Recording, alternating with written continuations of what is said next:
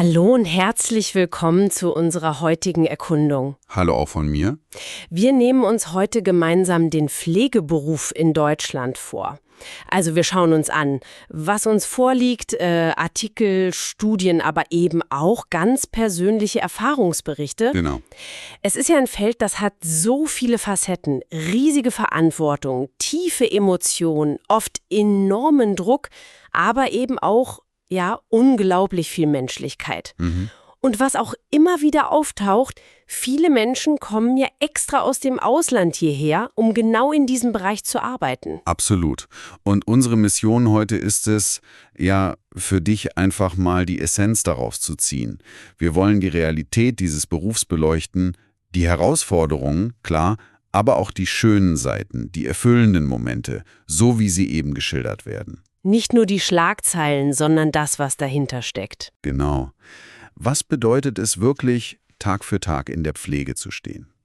Egal, ob du vielleicht selbst drüber nachdenkst, jemanden kennst oder einfach neugierig bist. Wir wollen dir einen fundierten Einblick geben. Super. Fangen wir doch mal ganz praktisch an.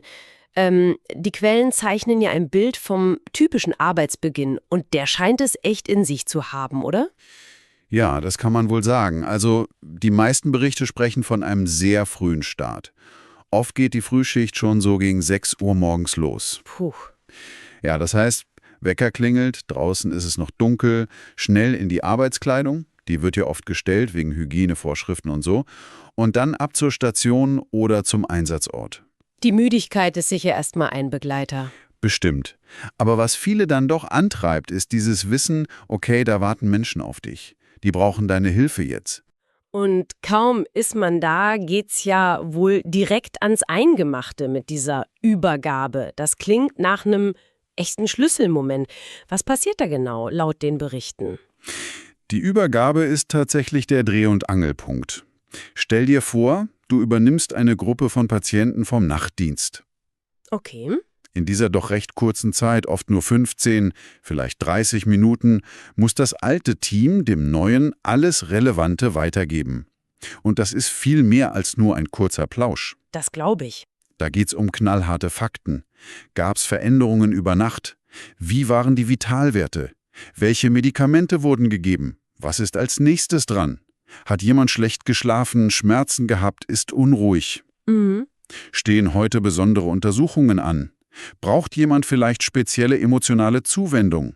All das muss rüberkommen. Wow, das ist echt eine Menge Holz in kurzer Zeit. Da darf ja wirklich nichts verloren gehen. Absolut nichts, genau. Und das unter Zeitdruck. Die Quellen betonen das immer wieder. Strukturiertes, konzentriertes Arbeiten ist hier essentiell. Fehler in der Übergabe können sich ja durch den ganzen Tag ziehen und im schlimmsten Fall echt ernste Folgen haben. Oh ja. Es gibt sogar Berichte über beinahe Fehler, die nur durch Nachfragen oder aufmerksame Kollegen noch abgefangen wurden, weil eine Info eben unvollständig war. Das zeigt, der Druck ist von Minute 1 da. Das macht total klar, wie wichtig Organisation und Präzision sind. Aber die Pflege ist ja viel mehr. Das sagen die Quellen ja auch ganz deutlich. Es geht nicht nur ums Abarbeiten von Checklisten und Technik, oder? Ganz genau. Das ist vielleicht einer der wichtigsten Punkte, der sich wirklich durch alle Unterlagen zieht. Pflege ist fundamental Beziehungsarbeit. Es geht um die Begleitung von Menschen in oft extrem verletzlichen Situationen. Krank, ängstlich, schwach, manchmal eben auch im Sterbeprozess. Diese menschliche Dimension, das ist das Herzstück. Kannst du das mal ein bisschen greifbarer machen? Was heißt das im Alltag, laut den Schilderungen? Ja, gerne. Also die Quellen beschreiben viele scheinbar banale Dinge, die aber eine riesige Bedeutung bekommen. Denk an die Hilfe bei der Körperpflege, beim Waschen, Anziehen, Aufstehen. Ja, klar. Das sind ja super intime Momente. Die erfordern großes Vertrauen und sind oft die einzige menschliche Berührung, die ein Patient an dem Tag vielleicht erfährt. Stimmt. Oder das Anreichen von Essen und Trinken, das ist ja nicht nur ein mechanischer Vorgang. Das ist auch eine Chance, ins Gespräch zu kommen, zu beobachten. Wie geht's demjenigen eigentlich? Und die Gespräche an sich scheinen ja auch eine enorme Rolle zu spielen. Eine immense Rolle. Viele Berichte heben hervor, dass gerade für ältere oder alleinstehende Patienten so ein kurzes Gespräch, einfach mal ein offenes Ohr, oft das Highlight des Tages ist. Ehrlich. Mhm. In den Quellen fand ich zum Beispiel die Schilderung von der Pflegekraft, die sich bewusst 5 Minuten genommen hat, einfach nur bei einer sehr ängstlichen Patientin zu sitzen. Nur zuhören. Keine spezielle Aufgabe. Und? Und diese 5 Minuten haben die Anspannung der Patientin total gelöst. Das zeigt doch. Es ist oft nicht die hochkomplexe Maßnahme, sondern die einfache menschliche Präsenz, die den Unterschied macht. Das heißt, die Quellen legen nahe, diese vermeintlich weichen Aspekte, zuhören, da sein, berühren, das ist eigentlich eine Kernkompetenz, genauso wichtig wie das medizinische Wissen. Absolut. Es ist genau diese Balance. Einerseits das Know-how, klar. Andererseits Empathie und Kommunikation. Die Kunst ist halt, beides zu verbinden, auch wenn die Zeit knapp ist. Ja, Aber, und das müssen wir genauso klar sagen, die Quellen verschweigen die enormen Herausforderungen ja auch nicht. lass uns da mal drauf schauen. Stress scheint ja ein Dauerthema zu sein.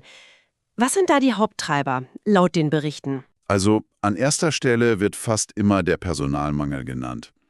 Zu wenig Leute für zu viele Aufgaben. Der Klassiker, leider. Ja, das führt zu Zeitdruck, Hetze, diesem miesen Gefühl, niemandem gerecht werden zu können. Dann kommen natürlich unvorhergesehene Notfälle dazu. Ein Patient kollabiert, eine Situation eskaliert, das wirft jede Planung über den Haufen. Klar. Da brauchst du sofortiges, hochkonzentriertes Handeln von allen. Und dann ist da natürlich die emotionale Belastung. Ja, das wird auch sehr offen angesprochen, fand ich. Richtig.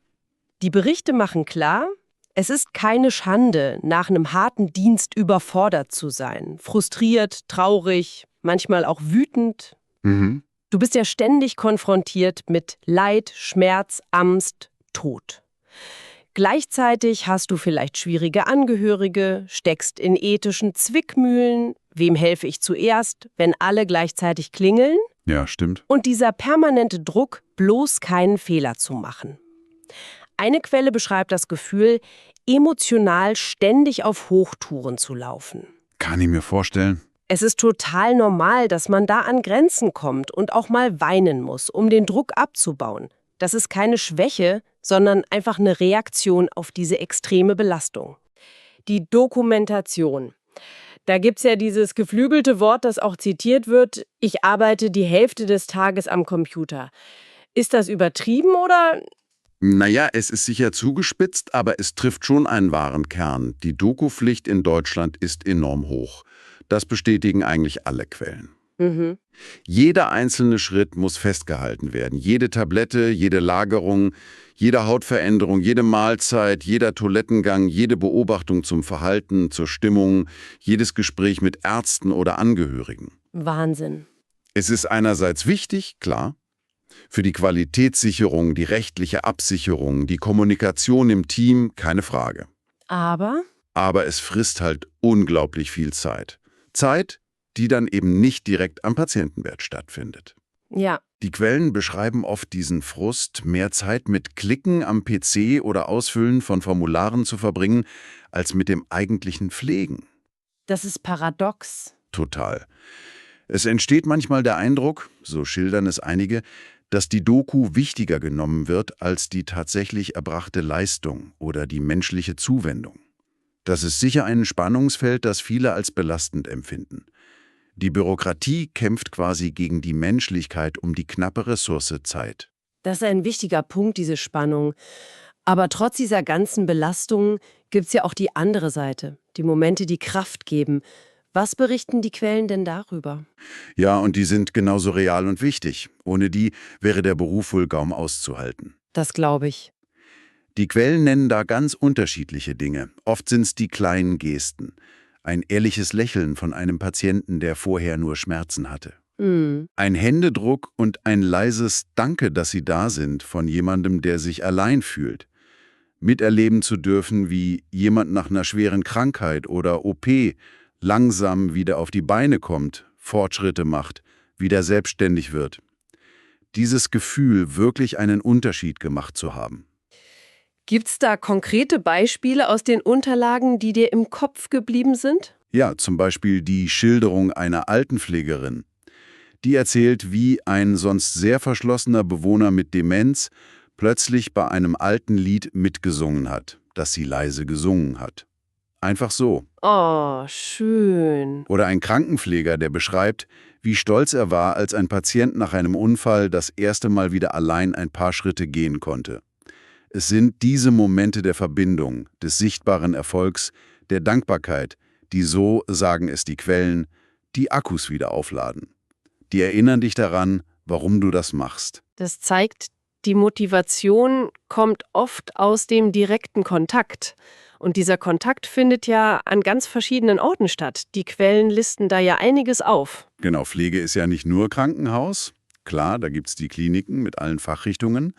Dann die Pflegeheime, spezialisiert auf Langzeitpflege. Richtig? Die ambulante Pflege, wo die Pflegekräfte zu den Leuten nach Hause fahren. Das erfordert viel Selbstständigkeit.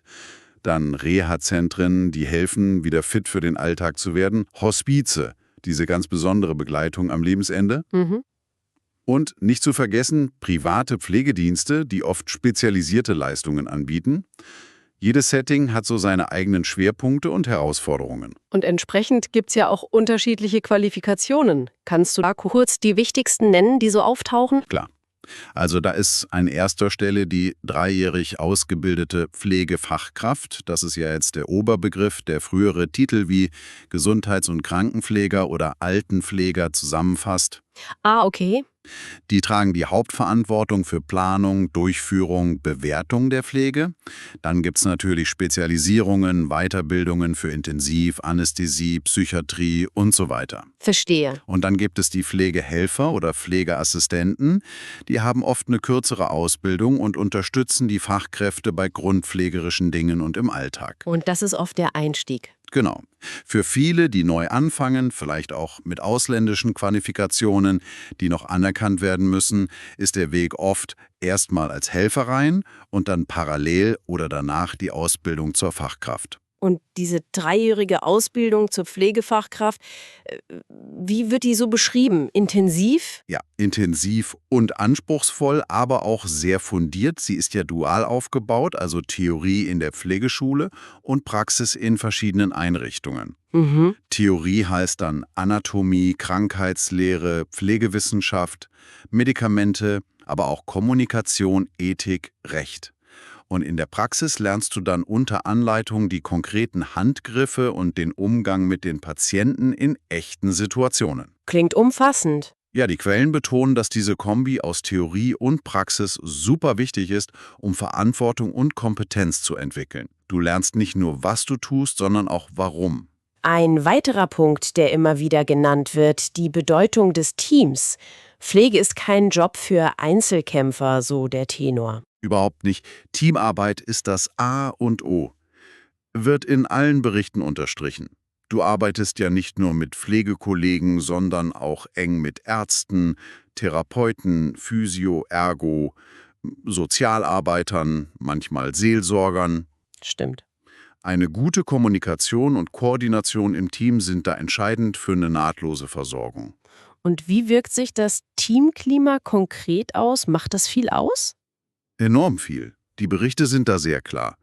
Ein gutes, unterstützendes Team, wo man sich aufeinander verlassen kann, sich hilft, auch mal einspringt und vielleicht sogar zusammen lachen kann, das macht selbst den stressigsten Tag erträglicher. Ja, das kann ich mir vorstellen. Du fühlst dich aufgefangen.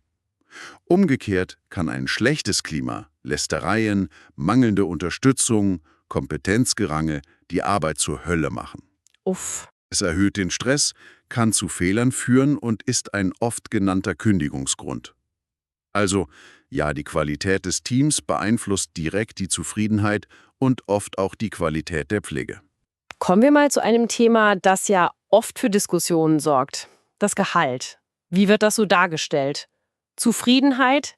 Eher nicht, oder? Eher nicht, das ist so der Grundton in den meisten Quellen. Die Wahrnehmung ist überwiegend, das Gehalt wird der hohen Verantwortung, der Belastung körperlich wie emotional und den Arbeitszeiten, also Schichtdienst, Wochenende, Feiertage, nicht wirklich gerecht. Es wird oft als zu niedrig empfunden, gerade im Vergleich zu anderen Berufen mit ähnlicher Ausbildung und Verantwortung. Gibt's da auch differenziertere Stimmen oder Hinweise auf Entwicklungen? Ja, schon auch. Es wird erwähnt, dass es in den letzten Jahren durch Tarifverhandlungen und politische Initiativen langsame Verbesserungen gab. Und wichtig sind natürlich die Zuschläge für Nacht-, Sonntags- und Feiertagsarbeit. Die können das Grundgehalt schon spürbar aufbessern. Okay. Aber unterm Strich bleibt der Eindruck, viele Pflegende fühlen sich finanziell nicht genug wertgeschätzt für das, was sie leisten. Es ist ein komplexes Bild, aber die Forderung nach besserer Bezahlung ist ein wiederkehrendes Thema. Okay, verstanden. Lass uns zum Abschluss noch kurz nach vorne schauen. Wie sehen denn die Zukunftsperspektiven aus, basierend auf dem Material? Also, was die reine Arbeitsplatzsicherheit angeht. Hervorragend. Das betonen alle Quellen. Der Grund ist ja klar. Die Demografie. Die alternde Gesellschaft. Steigen in den nächsten Jahren und Jahrzehnten. Man kann sagen, Pflegekräfte werden händeringend gesucht. Heute schon und in Zukunft noch viel mehr. Das klingt ja erstmal positiv für alle, die in dem Bereich sind oder wollen. Aber ist das die ganze Wahrheit? Nein, und das machen die Quellen auch sehr klar. Hoher Bedarf heißt nicht automatisch gute Arbeitsbedingungen. Ah ja. Es wird eindringlich gewarnt, dass der steigende Bedarf auch zu weiterer Arbeitsverdichtung und schlechteren Personalschlüsseln führen könnte, wenn nicht aktiv gegengesteuert wird. Verstehe. Deshalb formulieren die Quellen auch einen klaren Appell an die Politik, die Träger, aber auch an uns alle, an die Gesellschaft. Welcher Appell ist das? Der Appell nach mehr echter Anerkennung und Respekt. Und zwar nicht nur als Applaus oder warme Worte, sondern ganz konkret. Bessere Rahmenbedingungen. Das heißt? Faire Bezahlung, verlässliche Dienstpläne, genug Personal, um die Arbeit gut machen zu können, Weiterbildungsmöglichkeiten, berufliche Entwicklung und einfach eine Kultur der Wertschätzung. Mhm. Es wird betont, dass das nötig ist, um den Beruf attraktiv zu halten, Nachwuchs zu gewinnen und erfahrene Leute im Beruf zu halten. Jobsicherheit allein reicht nicht. Die Arbeit muss auch so sein, dass man sie langfristig gut und gerne machen kann. Das fasst die Herausforderungen gut zusammen. Wenn wir also versuchen, ein Fazit zu ziehen. Der Pflegeberuf in Deutschland ist unverzichtbar. Er fordert extrem viel körperlich, geistig, emotional, aber er gibt eben auch Sinn und Erfüllung zurück. Ja, Er ist geprägt von dieser Spannung, Systemzwänge wie Zeitdruck und Bürokratie auf der einen Seite und dieser zutiefst menschliche Kern der Arbeit auf der anderen. Genau das. Und was immer wieder durchscheint, es ist eben so viel mehr als nur ein Job. Es geht um die Qualität von Beziehungen, um die Bedeutung eines Gesprächs zur richtigen Zeit, um ein Lächeln, das Mut macht, um eine Hand, die gehalten wird, wenn Worte fehlen. Mhm. Diese menschlichen Aspekte, so betonen es die Quellen, sind das, was bleibt, was den Beruf trotz allem ausmacht und ihn so besonders macht. Und mit diesen Gedanken möchten wir dich jetzt auch entlassen, wenn du das nächste Mal einer Pflegekraft begegnest, im Krankenhaus, im Heim, vielleicht beim ambulanten Dienst. Denk vielleicht kurz an das, was wir heute besprochen haben. Mhm. Hinter dieser professionellen Fassade steckt ein Mensch, der täglich einen emotionalen und physischen Marathon läuft, der Entscheidungen trifft, die Leben beeinflussen und dessen Arbeit oft viel mehr sichtbare, spürbare Wertschätzung verdient, als sie bekommt. Vielleicht fragst du dich ja mal, welche kleine Geste, welches aufrichtige Wort der Anerkennung könntest du ganz einfach beim nächsten Mal zeigen. Das könnte mehr bewirken, als du vielleicht denkst.